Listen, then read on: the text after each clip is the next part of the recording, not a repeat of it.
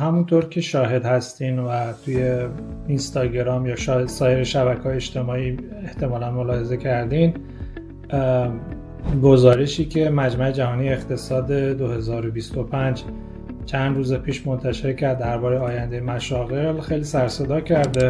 اینجا من خواستم یه ویدیو تهیه بکنم و دربارش باهاتون صحبت بکنم، ولی قبلش یک توضیح بدم که مجمع جهانی اقتصاد اصلا کارش چیه و چجوری شده که تشکیل شده.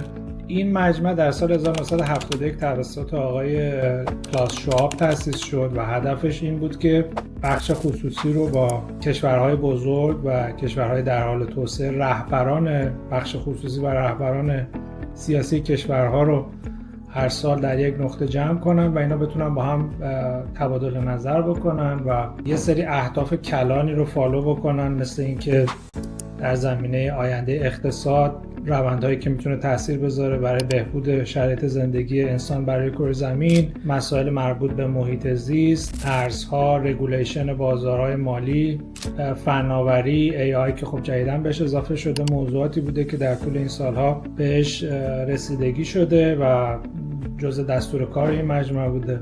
من حدود چند سال پیش کتاب انقلاب صنعتی چهارم از آقای کلاس شواب ترجمه کردم به فارسی که فکر کنم در دسترس هست، میتونین کتاب رو تهیه کنین و مطالعه کنین. امسال گزارش مربوط به مشاغلی که آینده هستن و مشاغلی که به زودی بازار کار خودشون رو از دست میدن منتشر شد که خیلی سر صدا کرد. من به صورت خلاصه و تیتروار میخوام به اینا بپردازم که حالا دوستانی که دارن روی تغییر شغلشون کار میکنن یا دوستان مهارت‌های جدیدی رو یاد بگیرن، روی این موضوع بتونن تمرکز کنن، چون مطالبش واقعا ارزشمنده. 22% از شغلای فعلی که ما داریم تا 5 سال دیگه دچار تحولات ساختاری میشه. خبر خوب اینه که 170 میلیون شغل جدید ایجاد میشه، در حالی که ما حدود 92 میلیون شغلی که در حال حاضر وجود دارن از بین میرن. اینجا من تو پرانتز نکته رو بگم، همیشه ظهور فناوری‌های جدید یه تأثیر رو ایجاد میکنه که مشاغل از بین برن. انقلاب صنعتی که خب موج قبلی بوده، با ظهور فناوری موتور بخار این شایبه رو در اون زمان ایجاد کرده بود که خیلی از مشاغل از بین میره، در حالی که این شیفتی که در تکنولوژی ایجاد شده بود مشاغل جدیدی رو ایجاد کرد، کمک کرد که زندگی مردم از لحاظ رفاهی و کاری ارتقا پیدا کنه و در جهت مثبت بود و نه منفی.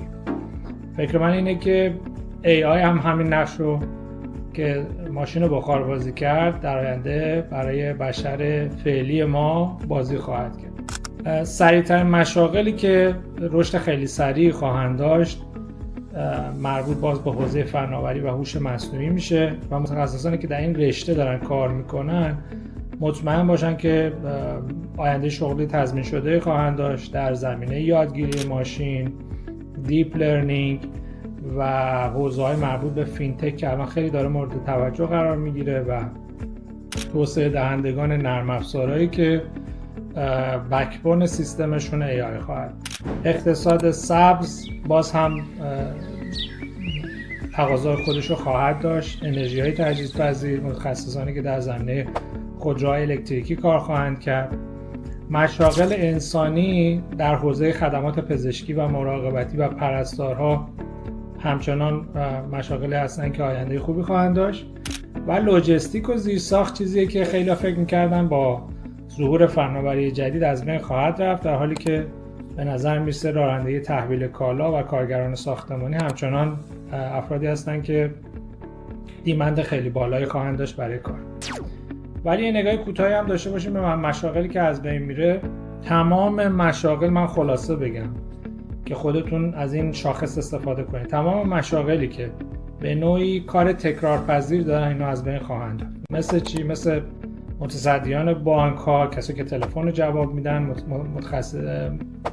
افرادی که در زمینه کاستومر سرویس دارن کار میکنن و بازاریابای تلفنی، اینا تمام شغلاشون از دست خواهند داد.